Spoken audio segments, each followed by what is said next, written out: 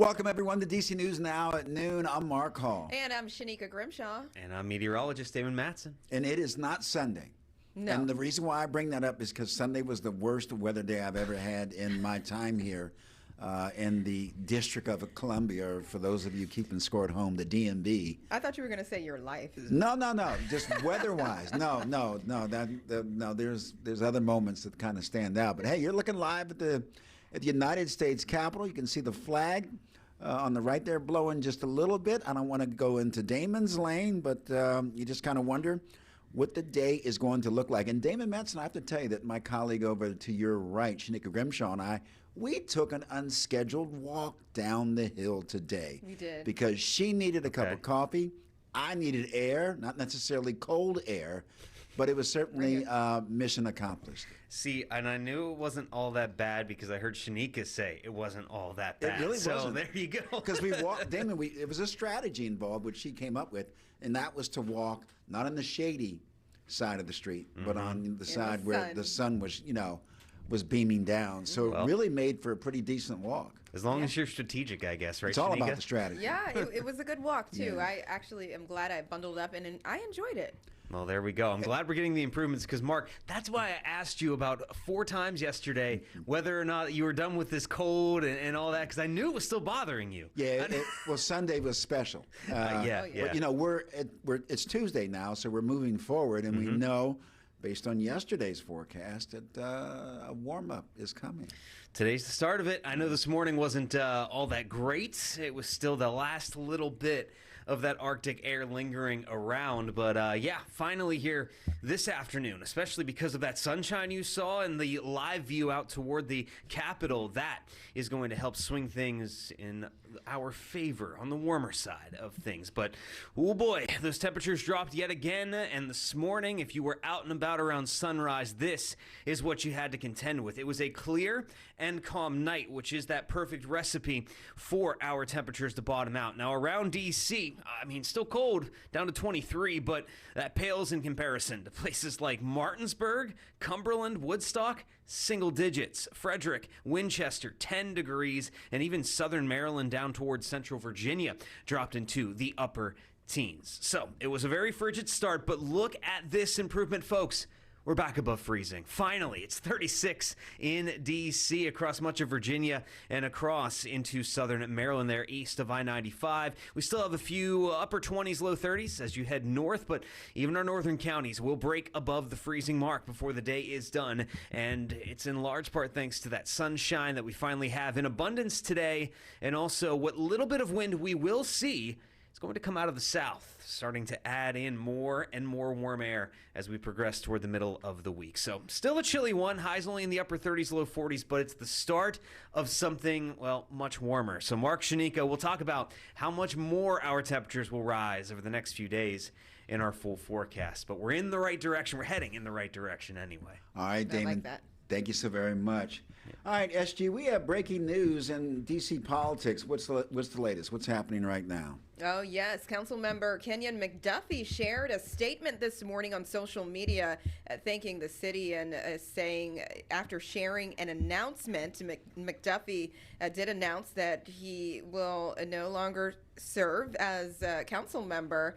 McDuffie started serving on the D.C. Council in 2012 after winning a Ward 5 special election, and he started serving in 2022 at large. All right, Shanika, don't want to be presumptuous, but Mayor Bowser not running for re-election. You wonder if McDuffie is setting himself up or positioning himself for a run at the mayoral seat. We'll have to kind of wait and see. Yep, we do, and we know a lot of people are running for the Senate as well. So we'll just have to see which one he goes for. All right, Shanika, thank you. We'll keep an eye on that. And starting, staying. Let's go back to weather if we can. A mother in the district is still raising concerns about heating units in her apartment.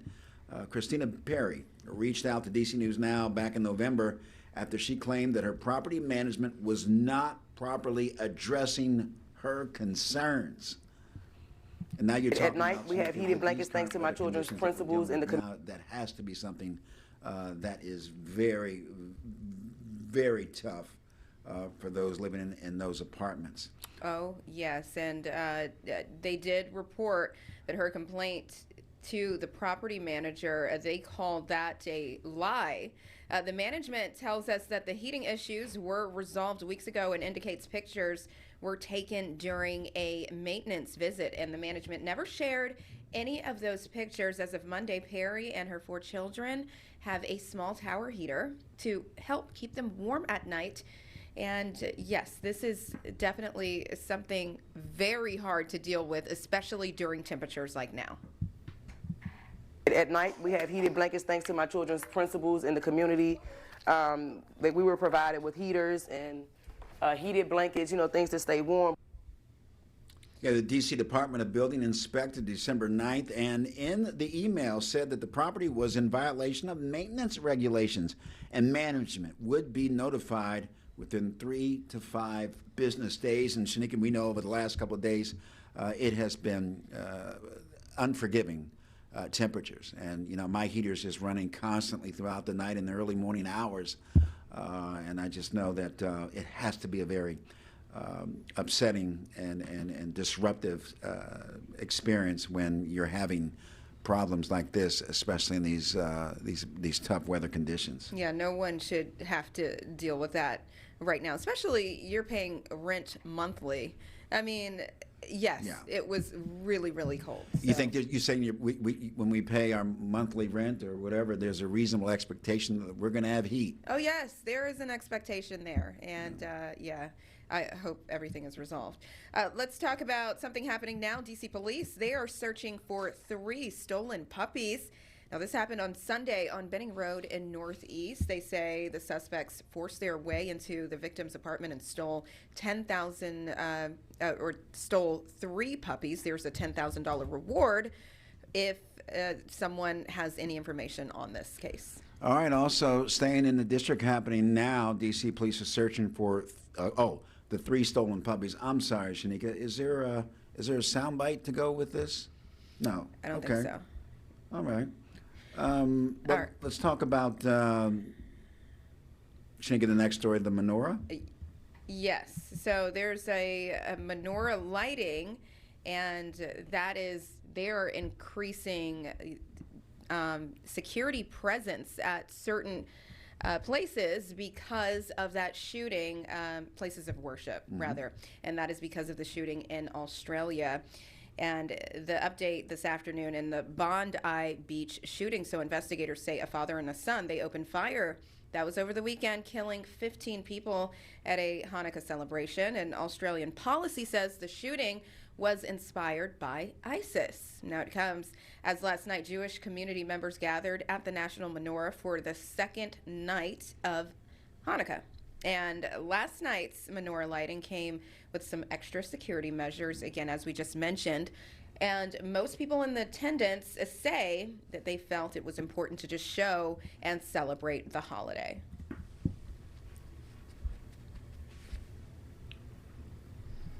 To ensure everyone that we're here, we will be present, we stand with you, and ultimately we're here to protect you.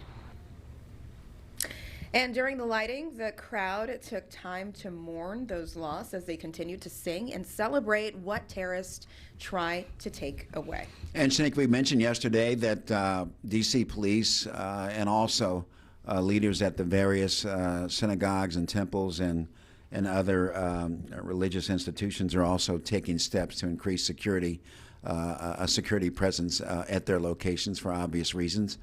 Security experts will tell you that the Bondi Beach and houses of worship, synagogues and temples and churches, regardless of your faith or religious beliefs, are soft targets. Yeah. And so it just seems like leaders are taking the necessary steps to bring in additional security, first and foremost to serve as a deterrent, and secondly to respond if something unfortunate were to take place. So, we certainly will continue to stay on that story as well. In Prince George's County, the police say that its neighborhoods are safer to live in, more so now than last year, Shanika. According to the latest statistics, overall crime is down 16%, and violent crime is down 19%, and murders are down 40%. Not only have violent crimes in Prince George's County fallen, but so have those property crimes. So those numbers being released this week, certainly good news for people that live in Prince George's County. The goal moving forward is for those numbers to continue to go down. Oh, yes, that is always the goal.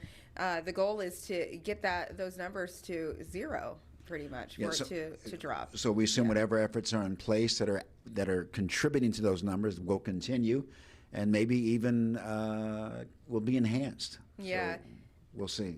When I saw the announcement, I could only think of our neighboring district, right? So you have Prince George's County and the District of Columbia. Well, the crime numbers are just coming out during this time where people are thinking, or there are allegations of Chief Pamela Smith really just manipulating those numbers, and you have your neighboring jurisdiction not too far talking about their crime numbers coming down. It just makes me wonder why now. It's just very timely. It's always about the timing, huh? Sometimes Yes. there's a rhyme or reason behind it, but I think, Shanika, no matter where you live, if the crime numbers are down, it's certainly good news for people, living in those neighborhoods and living, in those counties or in that region. So it's something that is so very important to people. So good news in Very Prince good George's news. County.